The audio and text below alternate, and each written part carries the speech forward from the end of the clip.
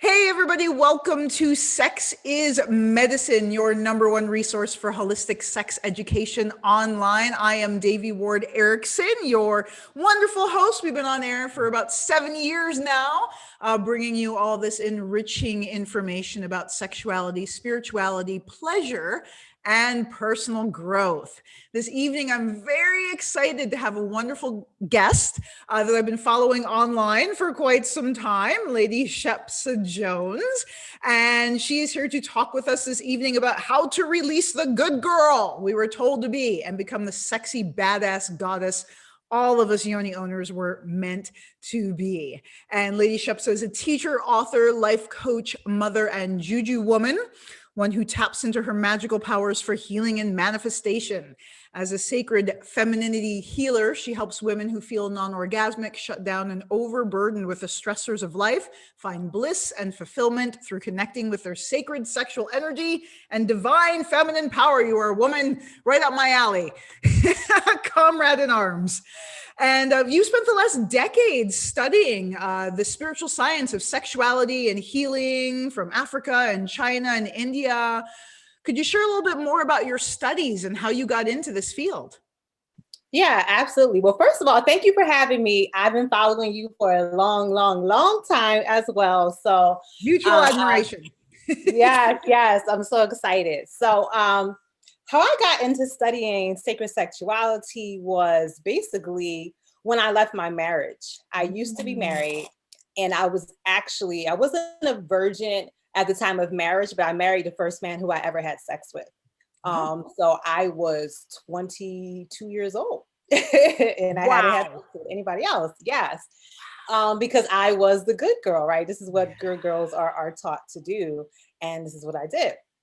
In that marriage, I found myself just not finding myself after having my son and just looking around at this relationship and where we were heading. I was just like, okay, I don't think this is the man for me. I don't think this is the relationship for me. And you know what? I can't even know what I want in a man because I don't know who I am as a woman. Wow. And I need to actually go on that journey to find out who Shepsa is. So my ex-husband and I, we were part of a spiritual community called Asaraset, which is like a Pan-African spiritual community based in ancient Egypt, but they incorporate Taoism and, like tantric principles. It's like a hodgepodge. So I had heard of Tantra while I was in the community, and I brought it up to my ex-husband, and it was like spirituality and sex. That seemed like so weird to him. So I knew when I left, I needed to kind of go on this journey to explore who I was as a woman and sexually, because I had only been with one man. But I knew that I had a lot of sexual energy inside of me. So here I was like 27, 28, and only been with one man in my life. And I needed to go upon this journey. And for me, that bridge to kind of marry who I was as a spiritual woman, as well as like this very sensual, erotic woman, for me, sacred sexuality was that. So it led me on this whole journey to find myself through those ancient teachings and practices. Beautiful. Thank you for sharing that. And I love how you were inspired to do this work based on your own healing and your own transformation, the medicine that you found through your journey. Yeah. Yes, exactly. So let's talk about the myth of the good girl, because you are correct, whether it's ingrained in us through religious society or religious community or just our culture in general, we all want to be good girls. And there's certain things that it means to be a good girl. It means that you don't want sex, you don't like sex, you don't talk about sex. You can't be a good girl and have sex as part of the picture. So shed some light on that for us. Yes, exactly. Right. Being a good girl, I was taught, I was raised, I would say kind of pseudo Christian, because my father started going to church like later on, and kind of like Christianity is like the kind of assumed religion of a lot of people just anyway. So, going to church and at a young age, ingrained into me was like no sex before marriage, right? It was just like legs closed and sex was mostly seen as this like very negative thing. Like sex brings, you know, I'm also from the hood. So there's a lot of stigma with like being a young Black woman. It's like you don't want to be, you know, a teenage mother. And because you see Mhm. so many negative images around you where the stigma with sex is negative, right? You don't want to be a teenage mother, you don't want to be a baby mama. And with that, also, this is what good Christian girls do. So for me, you know, growing up in that environment and being like the really smart girl that everybody was always trying to cheat off her tests in school, you know, being the one that teachers praised because you were always kind of doing the right thing, it became my identity. Yeah. And it did not really allow me to be like a full person, you Yeah. know, because it was also like my mother was extremely proud of me for all my Mm. academic awards and achievements and things like that. And all those things were great. Like I do love being like an intellectual kind of nerd, Mhm. but at the same time, there wasn't space for me to explore sexuality and sensuality in a positive way, even though I was self-pleasuring from the time I was probably had to be 4 years old. Like I Mhm. brought myself to my first orgasm at 4, which to most people sounds insane, you know, but it was just from my own innocent exploration of my body. But as I grew older and I learned what, you know, masturbation was, I felt guilty and I felt ashamed and like, this is dirty. Like, I shouldn't be doing this, you know, even though I was masturbating like all through middle school and high school, like bringing myself to orgasm. But like, you know, having this disconnect, like something was wrong with that, you Yeah. know? So me needing to, you know, going on this journey was really about me needing to allow myself to be a whole person and to Yeah. be my authentic self, which is a self that, yes, I can love spirit and I can love orgasms and sex too.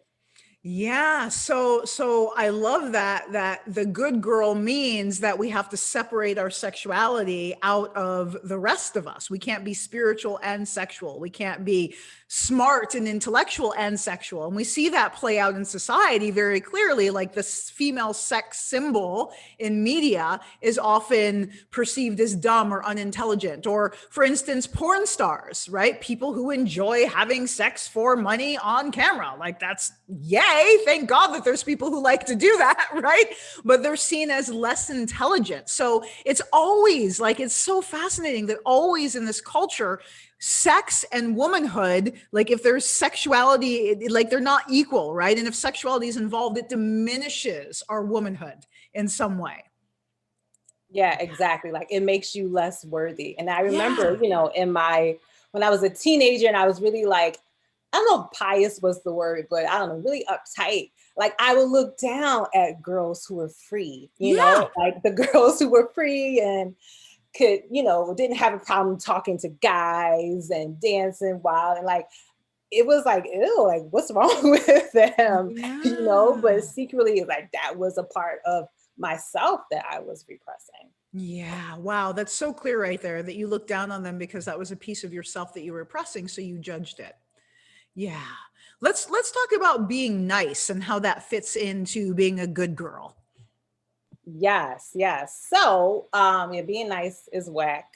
um, I actually had a revelation a couple years ago, which inspired the book that I just published, actually called "Nice for What." How to What go is from what is the being title of your book again? nice for what? Nice for what? I love that. How to go from being a good girl to a badass goddess. Amen. And so it was like maybe like 2018, and I, you know, I was teaching a class, a sacred sexuality class at the time, and I told the women to go, you know, come to the class, put on lingerie, put on something that makes you feel sexy. And so I had this piece of lingerie that was in my drawer for like years that I had only wore like once for a lover. And so then I put it on, and I just felt like my shift, right? From being the good girl, from being the nice girl, to being now this woman who's teaching sacred sexuality, women that have orgasms, which was like crazy to me because, you know, maybe 10, 15 years ago, I would have never thought I would be doing anything like that, you know? But in my research for this book, I actually found that the words nice, the ancient meaning for it, the, you know, before the English kind of modern meaning we have for it, it comes from a French word that means, ignorant, not to know. It actually means foolish. It took Wow. me, on this whole journey. Like, wow, to be nice really actually means to act like you don't know something, to be a fool, to be ignorant, right? Wow. So it became this like realization for me that women in particular are, I would say more so than men, right, are expected to be nice, right, to be the good girl. Um, and for me, it's a mask. Like the nice is a mask. It's us behaving as we feel society wants us to be, which also implies that we have to put the needs, desires, and wants of other people ahead of us. So to be nice really is to be not selfish and not self-serving and not honoring your wants, needs, and desires, but really to be busy kind of fulfilling the needs and desires of other people. And that was something that I had to really unlearn, which is Mhm. difficult, as a woman of color, Mhm. as a mother, especially Yeah. because we're really taught that like your purpose here really is to serve and to do everything for everybody. And if there's something left over, maybe you get that for yourself. Yeah, that's huge. I mean, I find in my work too that that is such a huge obstacle for many of us vagina owners, to take the time to cultivate, particularly our sexual pleasure, because it feels like a luxury that that we're not worthy of, or that we're taking too much time. And then also on top of that, there's the exhaustion that comes from being of service to everybody and being disconnected from our own inner needs and our own attunement to our needs, and how exhausting that is. And so that exhaustion is also a sex blocker, a libido blocker. Yeah, absolutely. Exhaustion is real. And I think, especially now, so many people talk about being exhausted with COVID-19 and quarantine exhaustion. Like it's just so very much so intensified, this year in 2020. But definitely that exhaustion journey is a lot. Like I looked at my mother, she Yeah. worked all the time, overtime, long hours. And she never really took much time for her self-care. Like her self-care was really taking like a nap, like sleeping and doing things that she did enjoy, like watching television and, whatever she had access to, knowing that. But so many women of her generation, all they knew was survival, right? We're just working to survive and pay the bills. And as long as my family and my children are taken care of, then I'm happy. If I can get a little something on the side, then that's fine. But that, seeing that with my mother, seeing her work so hard her entire life, really inspired me in the work that I do to also teach women about like pleasure and rest and self-care. And like we're grateful for the sacrifices that the generations before us did, and but we also learn from it, right? And we rise beyond that so that we can, enjoy the space to enjoy pleasure and to take time to cultivate our sensuality and our sexuality. So that's something I really try to do in my work. Yeah, beautiful. And that working two jobs, you're just working so hard. I mean, that's very common, particularly for single moms, right? And so that adds another layer of how pleasure may feel like a unwarranted luxury, or it may feel out of reach. So what do you suggest for those women who are exhausted, who are overworked, who may believe that sexual pleasure particularly is they don't have time or space for? How do you address that and get them pointed on the path of being able to embrace pleasure as a wellness practice? Yes, exactly. I think that's a great point. It is a wellness practice, a mental health practice, a Yeah. self-care practice. It's really understanding and prioritizing pleasure and finding it. And I think sometimes we think that it has to be this big kind of elaborate thing, and it doesn't. Pleasure could be, I'm in the shower and I'm getting ready for work. I could just enjoy and feel the pleasure of the water on my body. I could massage my breasts, after I get out the shower and I'm oiling up. It's really about a lens with which you live your life and you do things, you know. And within that, when you do have the time, like specifically prioritizing and carving out the time, I'm going to take 20, 30 minutes, whatever, this day for my self pleasure, to massage my breasts, to bring myself to orgasms. And, you know, talking to my clients, like, I'm amazed at how many women do not self pleasure, which is like, it really boggles my mind. Like, women who don't feel comfortable touching their bodies, you know. So I think that's one of a big thing that we have to unlearn as women, is that we have to get comfortable touching our bodies, touching our breasts, you know. Just even something as simple as massaging, you know, ourselves is so, so important. So, you know, in my programs, I try to give specific practices for women to do, you know, to do that, like such as breast massage, which is a super amazing healing sensual practice, but to do like specific things so that they can open that gateway to experiencing pleasure. And then also seeing how once you open that door, it begins to spill over to other things in your life. You begin to revel in like the taste of some fruit that you really like, or cooking food, or dancing. Like, there's so many ways that we can do it. We just have to shift our vision and our lens.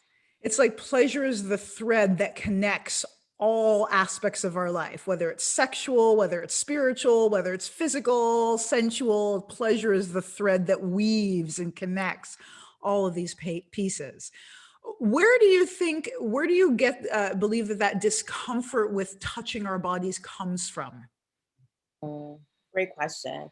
So, and I think it comes from many ways. First, I will say with religion, particularly Western Judeo-Christian religions. If you look at the story of the creation story of the Bible, you know, that whole thing between Adam and Eve, and she ate the fruit and God cursed her, you know, but the curse of Eve specifically had to do with her body and her reproductive organs, right? Like, she was cursed to have pain during her childbearing years, you know, cursed to have pain in childbirth. So you grow up with these stories. So you grow up thinking inherently like, something is wrong with me, you know, because I'm born with a vagina, right? I'm born with a vagina. Something is wrong with me, because this Bible, this good book that I read and I go to church and I learn about, says that, oh, that's the reason why I have pain, you know, when I have my menstrual cycle. This is the reason why childbirth is this horrible thing, you know. So I think having those messages from a young child, starting with religion, that something is wrong with our reproductive organs because God cursed them, because he messed around and listened to that snake or serpent, I you mean, know. I wouldn't just pause you there, because that's a heavy message. God cursed our reproductive organs. Like, and the fact that that's the message that's been passed through our, you know, generationally for hundreds of years, that concept embedded in our psyche as a society, that God cursed our reproductive organs as women. That's Right. phenomenal. It is. And if you look at what God did to Adam, or, you know, to the male, it was just like, oh, you got to work and you got to you got to, you know, break your back. You know, what did it say? Like, build by the sweat of your brow. You got to work hard, work off the land to eat, or something like that. But it's just like, okay, that has nothing to do with his penis. Like, I know. He just has to work so, hard, and we've got to like bleed and be in agony, and we've got to suffer and feel all this pain. That's bizarre. exactly. And women work hard off the land too. But Like, it wasn't yeah, like I know. women, you know, just are just sitting back and letting men do everything. Like, women work equally as hard, you know. So I think from there, so you grow up thinking like something is wrong.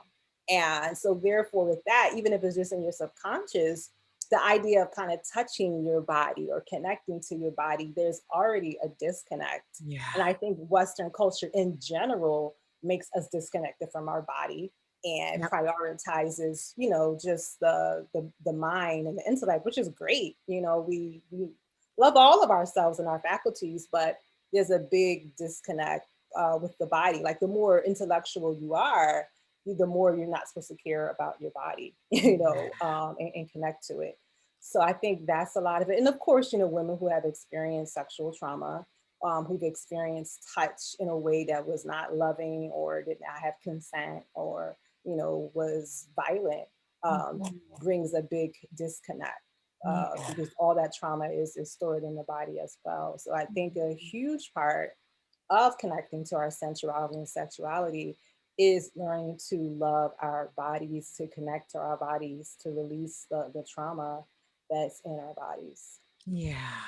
And would you interpret that discomfort? So if a client comes to you and they're sharing that they're uncomfortable touching, particularly their genitals, would you look at that as an indication of perhaps some trauma, or like a little, like a yellow flag inviting you to look a little bit more deeply, as opposed to, oh, I just don't feel comfortable, so I'm just going to ignore that and never go there?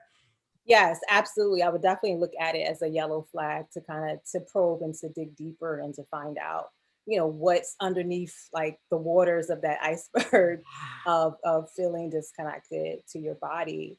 Because sometimes it's something that's so suppressed that we don't even think about because this is so second nature, to us. And so I love talking to clients and talking to women because there's so many different experiences, and then when you hear some of the stories of women and, women who have not had orgasms in years or have never had one, with a partner and they feel weird doing it, with themselves. And, it's just like, wow for me.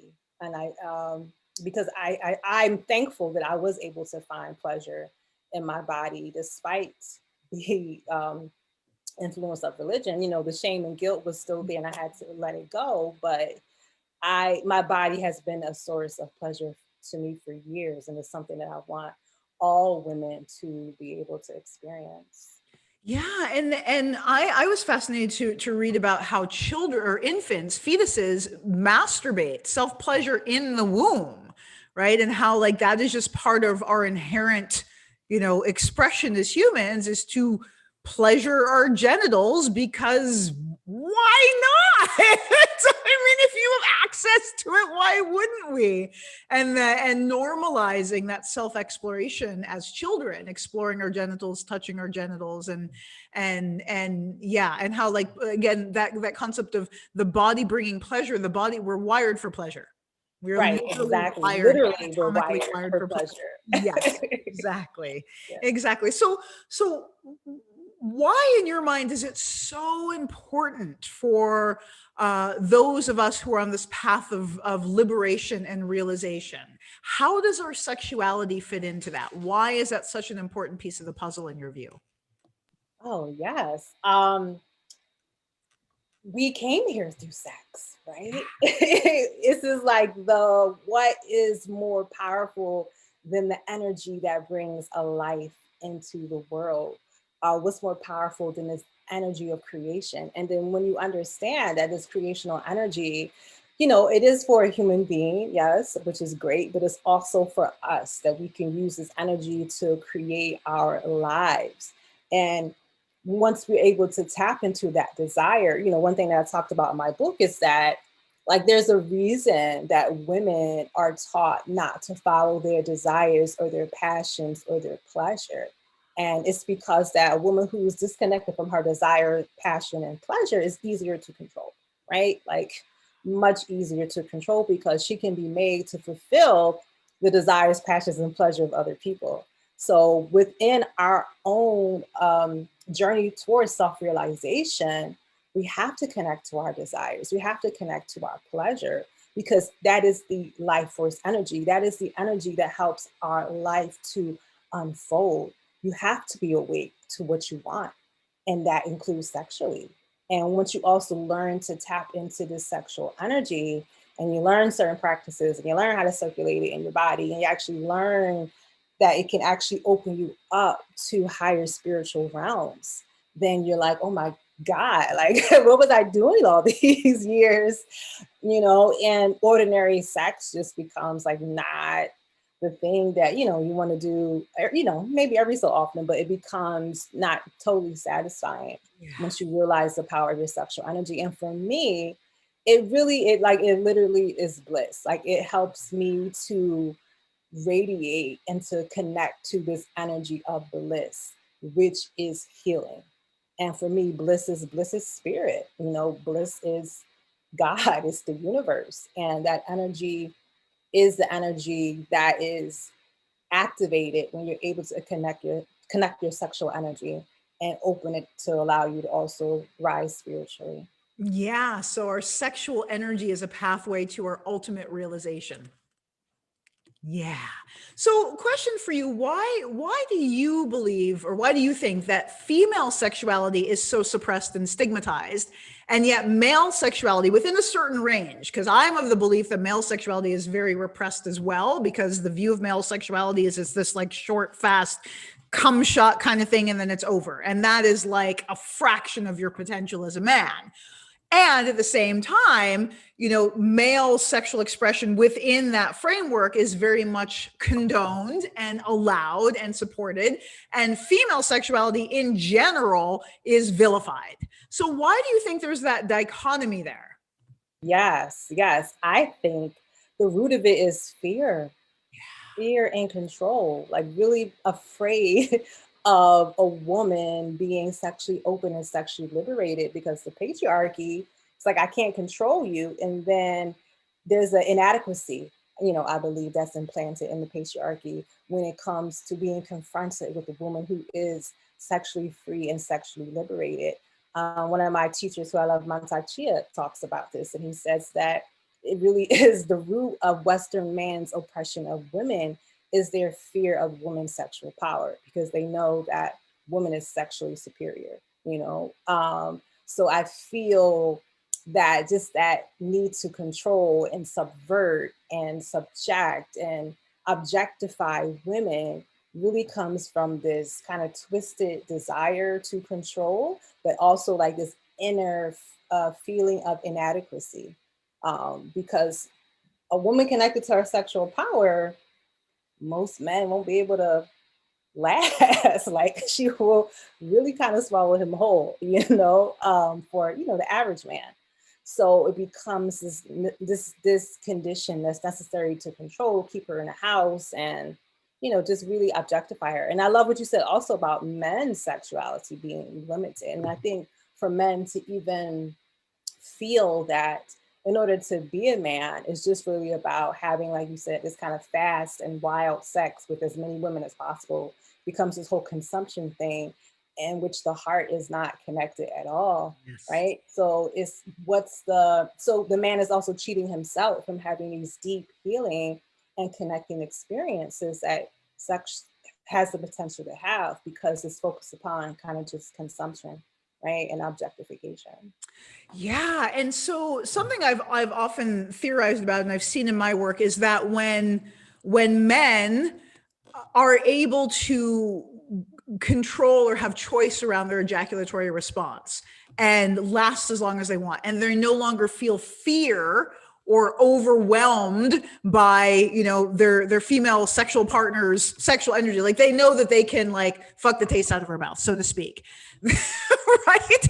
So when a man becomes sexually mature, then he's no longer afraid of a woman's sexual power, because he's like, bring it, like I'll wear you out, trust me. So has that been something that you've seen in your work with Tantra and Taoism as well, that when the male partners start to feel more empowered in their own sexuality, that they're able to be a fuller container for the sexual energy of their women? Oh my God, absolutely. And I think that's one thing that was beautiful about my journey, is that when I began to study these principles and incorporate these practices, the partners whom I attracted began to change. And they Yes. began to reflect the internal work that I was doing. So I was able to have partners who studied Tantra and Taoism and knew how to control their ejaculation. And I remember my first, kind of tantric sexual experience. And it was like, oh my God, like the next day, I felt like I was just floating on air, like in this pink, like bubble, because I also felt in this sexual experience seen and Yeah. held in a way that I was not experiencing with other partners. And I remember at the time, I actually had another partner whom I was like really head over heels with and like really into him.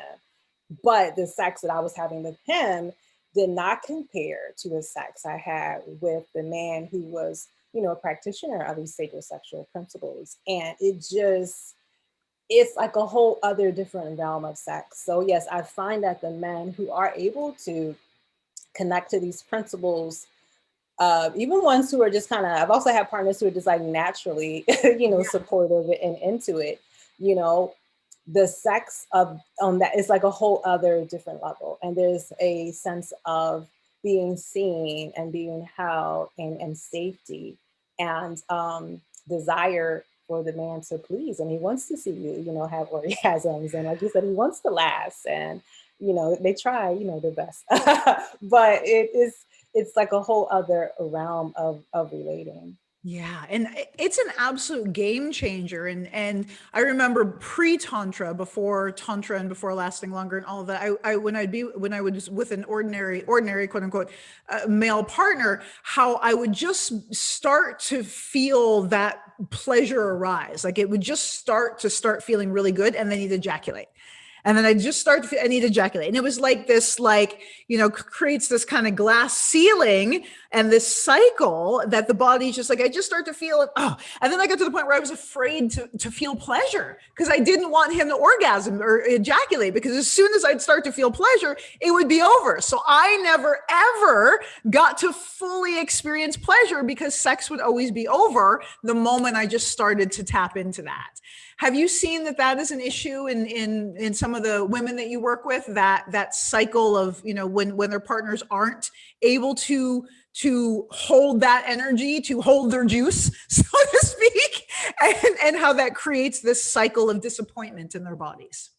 Yes, absolutely. And I think also there's also a lot of women whom just have shut it down, Yeah. right? Like I've talked to many women who's like, I haven't had sex in years, you know, or you know, many, many months, because of that disappointment and feeling almost some of them like it's too late, like it's too Yeah. late for me, like I've never have had it, and they just get really fed up with men, you Yeah. know, and um, it just becomes that's not important, right? Mhm.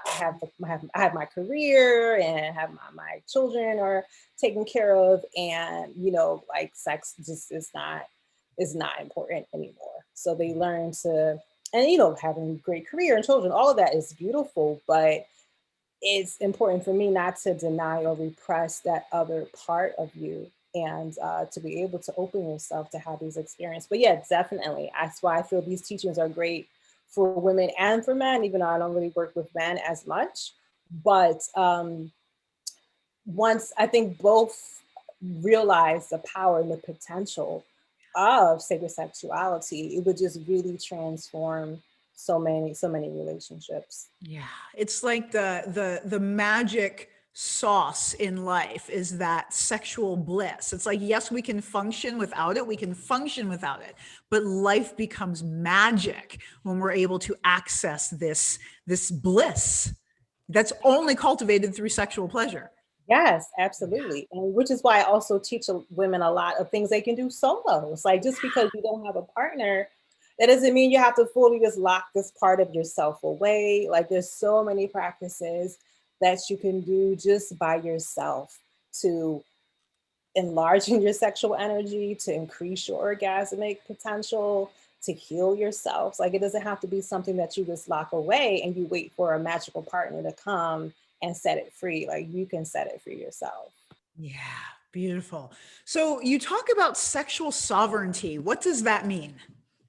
Oh my goodness. That means I own my sexuality. I am the boss and the commander of my sexuality. And I can choose whom I share it with. I can choose who I don't share it with. Because I think one misconception I've felt since I've gotten into these practices is that a man will automatically assume that I want to have sex with him, or that I'm going to like sleep with him quickly or easily or something like that. And it's like, that is not what it is at all. You know, if anything, it makes me more picky and more choosy with whom I share my sexual energy with. And it could be, you know, If I'm feeling it, I could sleep with you on the first night, or if I'm not feeling it, it could just never happen, or it could be 2 weeks, like whatever it is. But I have the power to decide if I want to be sexual or not. And I am the owner of my sexuality. And it is for me first and foremost before it is for anybody else. And if Yeah. I choose to share with you, then that is a gift that we can partake in together. But first and foremost, my sexual energy is for me. Yeah, I love that because there's such a common misconception in the field of sacred sexuality or sex education in general is this idea that the more sexually aware we are, the more people we're going to want to have sex with. And sometimes it looks like that, and for some people it looks like that. But I too, the more integrated and whole I've become as a sexual being, the more cautious and mindful and clear I am about who I want to engage with, when I want to engage with them, and why, what need I'm attempting to meet through that sexual interaction. So that is a huge piece of it. So in terms of Black women, why is it so important for us to reclaim our connection to our sexual sovereignty and experience our sexual pleasure as a pathway to liberation? Oh, yeah. So for Black women, women, particularly whom have a history of slavery and colonization, we literally did not own our sex. We Yes, literally huge. did not own our sexuality. We literally were, sexual objects, sexual slaves for the master, and our sex could be ordered, it could be bought and sold. Our children could be bought and sold. We could be bred like beasts, and we were, bred like Wow. cattle, Yep. just to produce children, for the master so that they could have more, income, more hands. So I think when I was growing up, part of my journey, understanding that was to kind of run away from sexuality because it was like, I don't want to be the sexual stereotype. I don't want to be the video hoe, who's like twerking in the video and things like that, because under, seeing it in one way, like, oh my God, like Black women for so long, we've been sexually objectified and we've been raped and sold and things like that. And, that being kind of my first response. But as I became more whole and connected with my sexual energy, being like, oh, I can reclaim my sexuality for myself. It doesn't have to be that I just repress it and shut it down because I don't want to exist and appear as a stereotype of the hypersexual Black woman. I can actually own it myself and reclaim it myself. So I think that was a big part of my good girl thing. I remember growing up, being a virgin in high school and having nightmares about being a teenage, being pregnant as a teenager. Like that was just this huge fear of mine because I saw it in some of my cousins and my community. It was just like, oh my God, like, being sexual as a Black woman is just leads to bad things, and we were raped and sold and things. But, growing older and doing the healing work, being like, okay, as a Black woman, I have a right to feel pleasure, to be orgasmic, to be sensual, and to be sexual, and to enjoy my body for me, to reclaim my body for me without being fearful of, being this stereotype. So I think it's a huge, huge, huge part that a lot of us are still working and healing. Yeah, and integrating and healing that. So do you have a new book coming out? Is it already out or is it coming out? It's actually already out. Woo! Well, So, tell us about this. yeah, This is so exciting. yes, this is my third book, which I'm very excited about. So yes, I said, nice for what? How to go from being a good girl to a badass goddess. And within this book, I basically share a 5-step process that women can take that I call the sassy process that will take them from being this good girl, right? Having that good girl persona to releasing that to becoming the badass goddess. And for me, the badass goddess is the woman who just gives no fucks, about what anyone else has to say about who she is as a woman. And she's connected to who she is as a divine being and her divine feminine energy, which includes her sensual and her sexual energy. So this is basically what the book is about, and I have different exercises in here to help women to go through this process. I share stories from my own life. There are also 5 different goddesses that I highlight in the book. such as Oshun and Kuan Yin and Kali, that I have studied and connected with myself on my journey, because it became very important for me to realize that the divine feminine has been around for millennia, like thousands of years. Like, it's actually new to have a god with no goddess. Like, this is not, it's an aberration. Yes, yes, yes. This is not how the world was for thousands of years. There was not a god without a goddess. And, we can be just very centered in thinking that what's been happening for the last, few hundred years with Christianity is just, it is what it is. But understanding that the goddess has been through all cultures and around the world, and sharing some of the symbolism and stories of these goddesses in connection to the 5 principles that we cultivate, in the book. And it's something that I also do in my programs, because I'm very much so into ritual and chanting and spiritual baths and all the good juju to help us to raise our vibration, to awaken our divine feminine energy. The ritual. Yeah. So we have my co-host Biniaka in the back, and he is my co-host because he can't stand to be apart from me for more than like 2 feet away from me. So I love it. That's why he's co-hosting my show. So do you make a distinction between sexuality and sensuality? Yes, I do. I mean, sensuality is really as simple as awakening the 5 senses. Yeah. Right. So sexuality can be a part of that.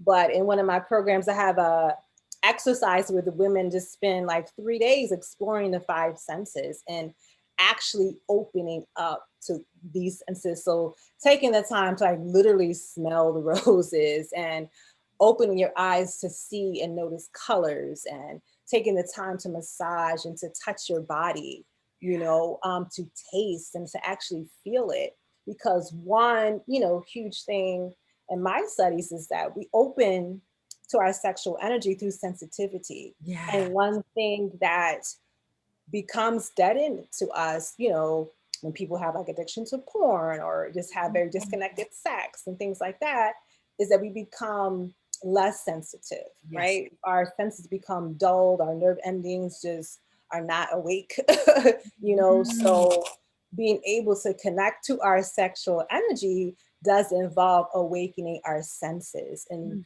becoming, and this is also a huge spiritual thing, this is why meditation is super important, because it forces us to slow down, which, is paramount to Tantra and sacred sex and Taoism, being able to slow down so that you connect to spirit, so that your senses are open, where you don't need somebody necessarily like beating it up to orgasm, though that's fine if you want to have that, sometimes there's nothing wrong with that, but being able to increase your sensitivity so that the littlest things can send shivers of orgasms through your body, right? So having that sensual connection is, it like you said, it becomes this pleasure thread that weaves itself through everything, so that you're living and you're breathing it. So when it does come time to have sex, and you're open, in many ways already. I found that with partners now, like when I come, if I'm feeling safe with this person, of course, and I'm feeling comfortable, then I'm very open. I'm very hypersensitive, and it doesn't really take much. Yeah. So it sounds like healing our senses, like literally healing our ability to perceive life through our senses, and then is a very important piece in being able to like experience the fullness of our sexuality. Yes, absolutely. And it becomes like you said, like this thread through life, healing our senses and being open. And I'm in New York, right? I'm in Brooklyn. You definitely, we can't walk around all like this all the time. So it's like, I get it, but being able to create those spaces that you can do that, you can kind of let your hair down and be open and sensitive and to feel, and I think that's something that's very important for women to learn, because many of us have this very hard exterior. We have this hard shell. We're very shut down, and very desensitized. And that's a barrier to us experiencing pleasure. Yeah, that armor, that armor. So how can people find out more about you and your work and this book? And I want to hear about the other books that you've written too. That is quite an accomplishment. I'm a published author myself, and I like praise and appreciation. I know what it takes to write a book. So how can we get a hold of you and let us know about these other books? Yes. So Let Go, Let Goddess Everything. I love that. Let go, let goddess. Woohoo! Yes, yes. So letgoletgoddess.com is my website. And there you can actually sign up and get a free goddess juju bundle, which includes some badass goddess affirmations. I have a prayer for good girls in recovery to help you release that good girl mask that you've been wearing. Has an audio as well as the actual written prayer. There's a ritual to slay negative thoughts, stopping you from stepping in your power. There's a heart and womb meditation, all types of stuff. So You got all kinds of stuff. Woo! download that. It's a whole kit. Yes, the whole kit. And it's, it's all for free on my website. Instagram, Let Go, Let Goddess. Facebook, Let Go, Let Goddess. Just try to keep it simple. So you can find me in all those places. Beautiful. Oh, the other books. Yeah, I want to hear about those. So my very first book I published was actually a poetry book. Wow. Called The Goddess Pages. What did I call it? Honey, Full Moons, and Daggers, right? This is like 2012. And and the poetry book was really important because growing up, I was always a creative writer, and I actually went to school for theater. And one of the signs that I was shut down was that my creative voice was shut down during my marriage. Like, I didn't have the energy and strength to write poetry. I would go to open mics and I'd literally be afraid to get on the mic and share my art form. Meanwhile, I have a degree in theater from NYU. It's like, what is that about? So creating this poetry book and actually birthing this book was like blowing the lid off of my creative energy, right? Which is so much, like I mentioned before, connected to your sexual energy. So that's the first book. That's on Amazon. All the books are on Amazon. And the second book is called Happy and Healed: 5 Steps to Getting Over Any Man and Finding the Love That You Deserve, which is all about healing from breakups. Because once I left my marriage, I had to do a lot of healing work. And then here I was, like almost 30 years old, like dating experiences that most people have in their 20s. I'm having in my 30s, because I didn't do it. And, I had a lot to learn. And heartbreaks are great lessons, breakups are great lessons. So that book is all about that. So everything is on Amazon. And letgoletgoddess.com. Yes. Yay. Wonderful. Well, thank you so much for joining us, Shepsa. It's been so beautiful. Thank you for having me. I love these conversations. I love the work that you're doing, spreading the gospel of the good news of pleasure and orgasm. Pleasure is medicine. Yes. Yeah.